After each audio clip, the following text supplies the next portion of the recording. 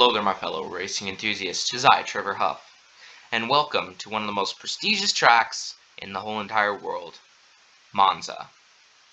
And a lot of people have asked me, how do you properly take one of the most popular corners on this whole entire track, Parabolica, properly, according to its design?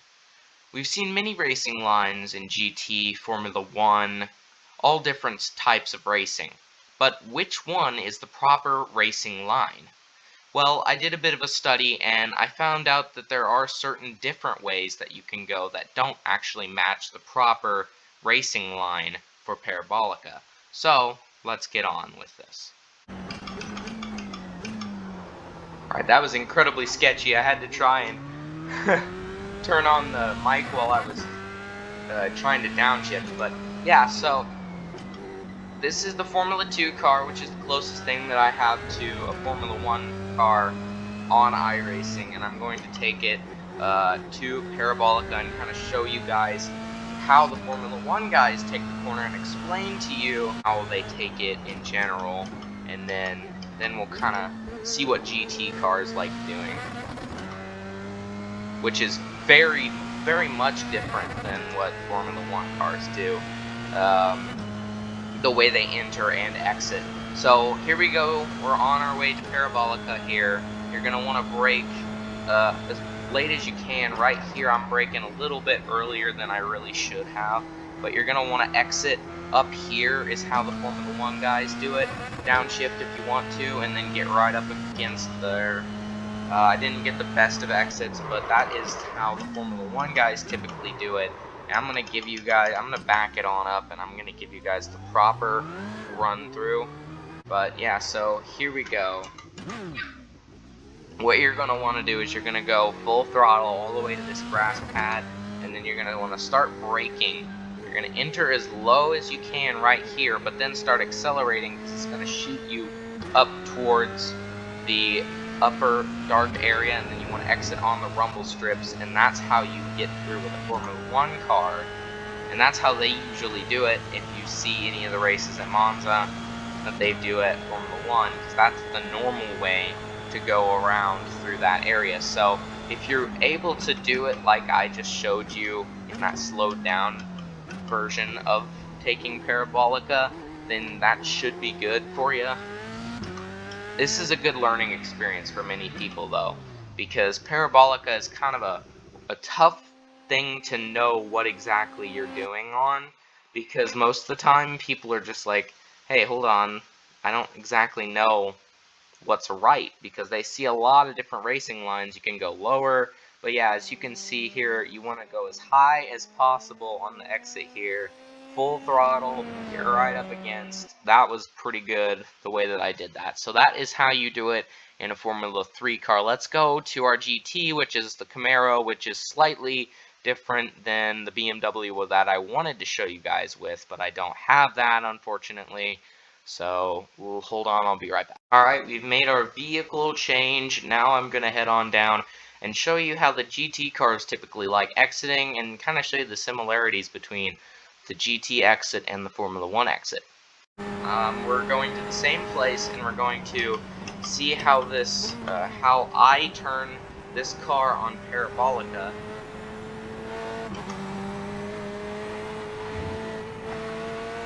A lot of oversteer through that part.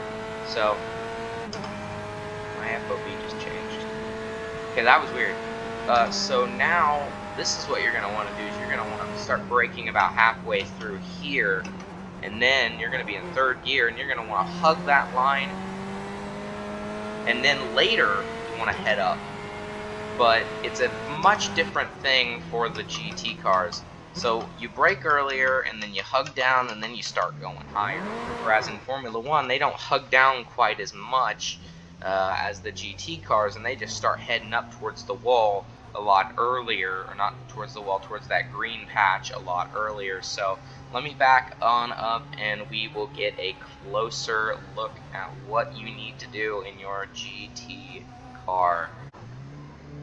You start braking about at the 100 sign, and then you're gonna enter really low. You're gonna hug right right along this right here, and then you're going to start in the middle, then you're going to start speeding up, and then you're going to want to exit and go high right on the rumble strips right there, and that will be how you do it in a GT car.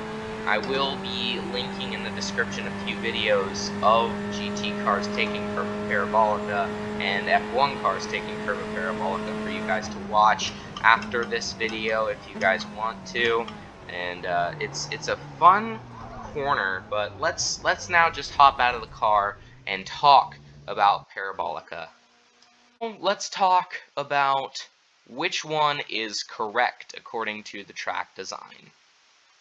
Well, technically, in racing there is no set racing line, but there is a fastest racing line which is actually completely different than both of them. It in fact splits both of them in the middle. In fact, the faster racing line is what you want to do is you want to hit right on the curbing and then start coming up. So as you can see here on the Corvette CR8, when I was running, let's go into a rear chase position. When I was running here, I got right down on the skirt, on the rumble strips, and I stayed on the rumble strips. Right about here, as it is, you want to start coming up. Now you see I stayed down there for much longer, so right about over there in that direct vicinity, kind of right there as it is on screen, you want to start coming up, is where it is faster, because your exit will be much faster for you to go through. So then you're going to want to go right up against the green, because the green is technically the out of bounds, and you're going to ride that green all the way until you no longer feel force on the back end of the car, and you can continue to turn your car down the racetrack, go to the very bottom, which is faster. So this is technically not the fastest, neither is the Formula 1 one, but those are how those cars are set up. So how about I bring the Corvette around and y'all can see, and you guys will get to see how it goes. Alright, we're heading on through.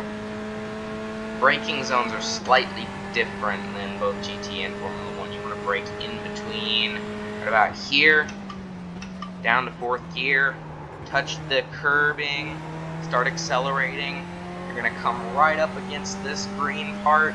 You see how much better of an exit you got there? It kind of just slingshot you right around the corner. It was a much better, actually that was a much better lap than I have so far, 150. So that was pretty much it. That's how it goes on this right here. And that's kind of what you guys want to do. And of course, it's always you guys' decision on what you want to do out there going racing, you know, but let's just watch this video, kind of show you. See the back end, I got right up against that curbing, and I didn't start coming out until right about here, and I stopped accelerating, and then I tapped the throttle, and you see the car is still technically turning all the way through the corner. I'm not having any issue getting through. I kind of straighten it out so that I can come out towards the green a little bit, because you want to be as straight as possible on the exit. But that is pretty much the fastest line, and every time that I've come to Monza racing in a GT car, specifically this car, I have run this specific racing line, and it has always worked for me to be able to make passes. I finished 2nd and 1st in a few of the races that I've done before. So if at all you guys want to try this out, then go on ahead. If at all you guys actually don't accept this as working, then, you know, I'll try and get a video out of me doing it. And so if you want to take it like a Formula 1 car and rip that top right down, then go on ahead and do it. If you want to take it like a GT car and run down on the bottom and then have a really weird exit, then you do that. But if you want to run it the way that I do, then of course you can always do that. So it's a personal opinion decision, and I hope you guys really enjoyed this informational video. I did a couple of research things, just looking up to see if I was correct on how this is kind of faster, and I looked through, and it kind of is. It ultimately depends on if you're someone like Jimmy Broadbent, who just rips everything to shreds even if he takes the gravel trap. He always runs super fast. Or if you're someone like me who's just running to make sure that he's fairly good and doing well, then that's your choice. But anyway, thank you guys very much for watching this video. If you guys did stick around to the end, then please remember to subscribe and leave a like down below. We're a fairly new channel, but that doesn't mean that I'm new to YouTube. So thank you very much for watching, and I will see you guys in the next episode. Bye.